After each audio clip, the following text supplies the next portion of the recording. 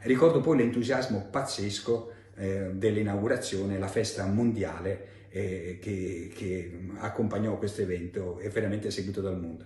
Ecco, se uno mette in fila queste sensazioni, le lacrime dell'incendio, la trepidazione durante la ricostruzione, l'entusiasmo dell'inaugurazione, ha la precisa sensazione di quanto la Fenice sia nel cuore dei veneziani.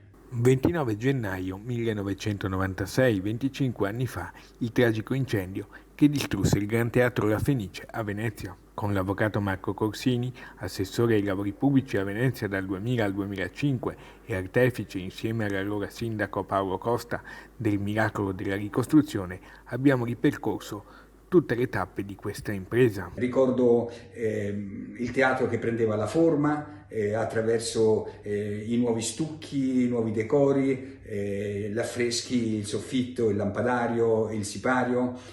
Bisogna dare atto veramente, dopo tanti anni, al coraggio, alla determinazione e allo spirito di iniziativa di Paolo Costa che si è assunto questo compito. Una rinascita che, letta oggi, può essere di buon auspicio anche per il futuro della città. Dalle immagini al telegiornale dell'incendio, delle fiamme, del rogo furioso, delle lacrime della gente disperata. Ricordo pochi giorni dopo, ero in visita a Venezia, l'odore acre del bruciato che invadeva tutta la città. Ero a Roma, la telefonata che ricevetti dal sindaco Paolo Costa che mi diceva: che ne dici se il commissario per la ricostruzione lo faccio io, stai al mio fianco, mi aiuti?